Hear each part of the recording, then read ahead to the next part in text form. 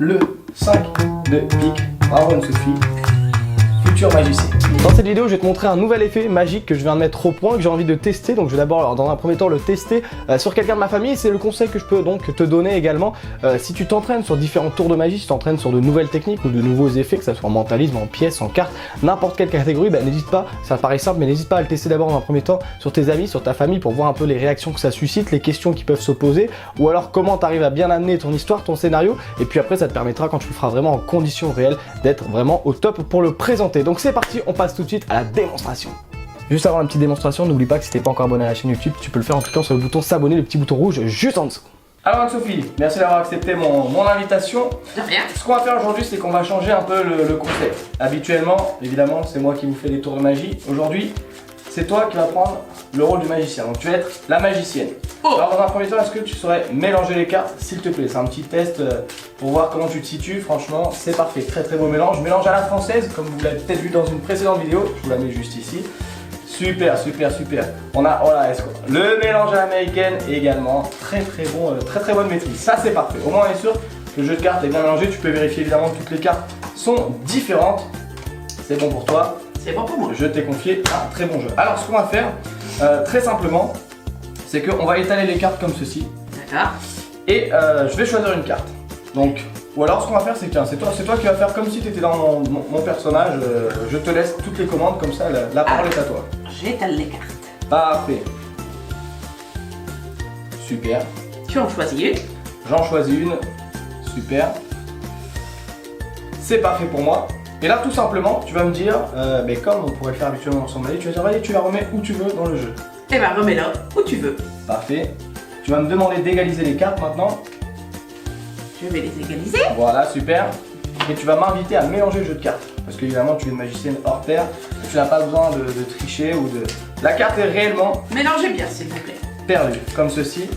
Parfait. Et maintenant, je réétale les cartes comme ceci. Ok. Ouais. Et ça doit retrouver ma carte. Alors, t'inquiète pas, je vais t'aider. En fait, je sens un bon fluide en toi, tu vois. Je sens que... Alors là, comme ça, s'il te plaît, je vais te demander, sans retourner la carte, de sortir une carte du jeu. Comme ça, celle que tu pressens être ma carte. Et tu la sors. Parfait, on va la laisser ici, super. Et ce qu'on va faire, c'est que tu vas régaliser toutes les autres cartes. Avec plaisir.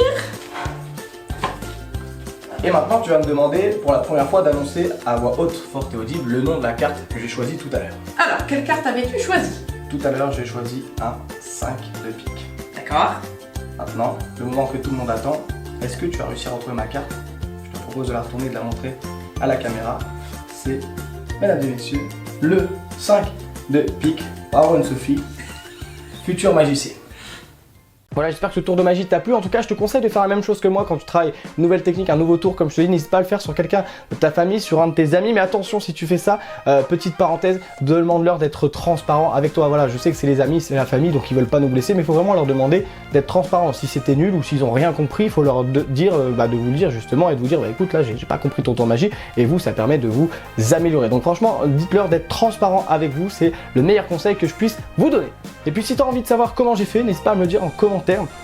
Si ça t'intéresse vraiment, je pourrais faire une vidéo explicative pour te montrer comment faire ce tour de magie, sachant que j'ai utilisé ce qu'on appelle un jeu marqué. Donc un jeu marqué, ça permet de faire des milliards de choses. Il en existe aussi des centaines de jeux marqués différents, mais c'est quelque chose de très utilisé dans la magie des cartes justement, le jeu marqué.